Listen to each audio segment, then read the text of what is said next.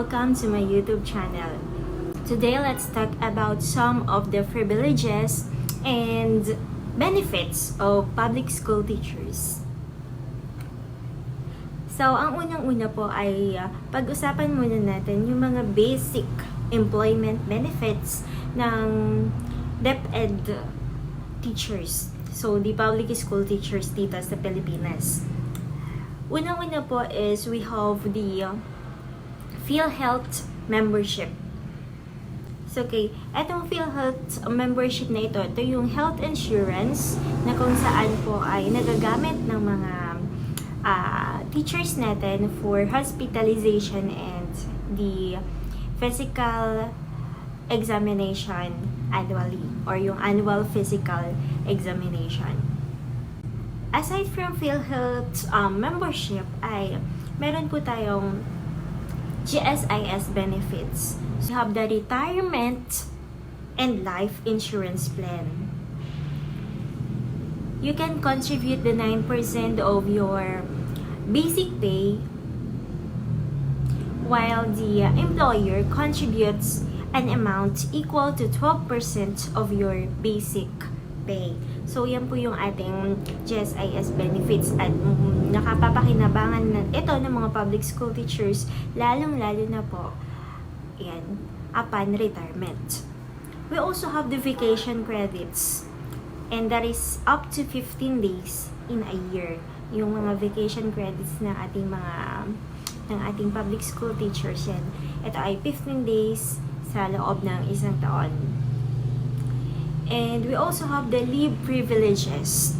So, for example po nito ay itong maternity leave for ating mga pregnant women or yung may kinalaman sa pagbibigay ng birth ng ating mga female public school teachers yan. Meron tayong ngayong maternity leave at ito ay umaabot na ngayon sa 3 months, almost 3 months, 105 days. And also, we have the paternity leave para naman sa mga tatay. Okay, para sa mga tatay. Another is we have the study leave. So, meron din pong ganyang privilege na nakukuha ang ating mga public school teacher. So, aside from the basic employment benefits na nakukuha ng public school teachers, meron din po tayong other privileges katulad ng performance-based bonus. Ito ay annual na nakukuha ng ating mga kaguruan.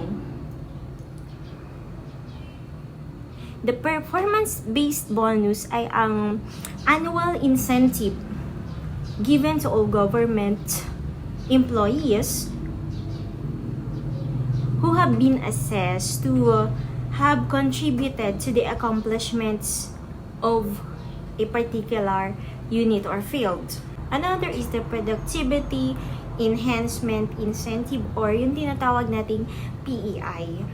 So, itong PEI na to ay annual din nakukuha ng ating mga teachers but this is not fixed. Meron din tayong tinatawag na pera, another benefits na nakukuha ng ating mga public school teachers. Ito yung pera ay yung additional 2,000 pesos sa monthly salary ng bawat guro. At ang tinatawag naman natin na bonus, yung mid-year bonus, at saka yung year-end bonus na tinatawag natin na may kasamang cash gift ay isa din sa mga allowances or sa mga benepisyo na natatanggap ng mga guro dito sa Pilipinas. So, ang mid-year at saka ang year-end bonus, ito ay katumbas ng 1 month salary ng isang guro. And of course, ang mid-year ay nire-release every May while the year-end bonus ay nare-release every November.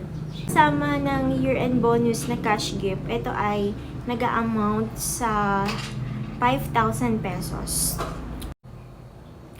Also, we have the clothing allowance. Ito, yung clothing allowance na natatanggap ng mga teachers. And ito ngayon ay nasa 6,000 na from 5,000 dati. Ngayon ay 6,000 yung clothing allowance na natatanggap ng public school teachers. And before, ito ay nire-release every summer break. So, same month pa rin naman, kaso nga lang hindi na siya break kasi bago na yung ating school calendar, so may pasok na, pero the same month pa rin nare-release yung ating clothing allowance. Sunod ay ang teaching supplies or yung tinatawag natin na chalk allowance. So, ang chalk allowance ay nare-receive din ng mga teachers. Ito ay nagkakahalaga ng 5,000 pesos. Ang teaching supplies na to or ang chalk allowance na to ay nare-receive before the start of or before the beginning of the school year. So, yung iba nakaka-receive din ng hazard pay or yung hazard allowances. Ito yung mga teachers na nag-take ng risk para lang sila ay makapagturo. Say for example, yung mga medyo malalayo, medyo liblib na lugar, and yung mga teachers na kung saan ay super risky or medyo hazardous talaga yung kailangan nilang pagdaanan or yung kanilang everyday life just to reach our learners. So, sila yung may mga privileges pagdating dyan sa hazard pay na yan.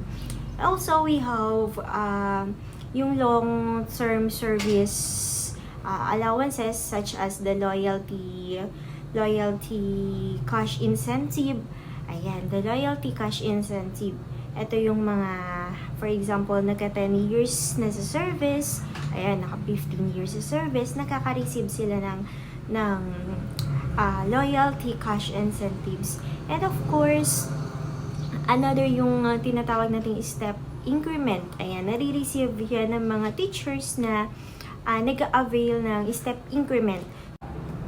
And lastly, meron din tayong tinatawag na PVP or yung promotional vacation pay. Ayan. So, those are some of the incentives and privileges of the public school teachers. And of course, syempre, despite those incentives and privileges na natatanggap ng public school teachers, ay deserve naman talaga ng bawat isa na ito ay matanggap because they are working so hard for our country, especially for our young people. So, thank you so much everyone for listening and for watching my video. Hope you enjoy it, and of course, do not forget to subscribe, to like, and leave your comments in the box below. So, see you again, guys. God bless you all.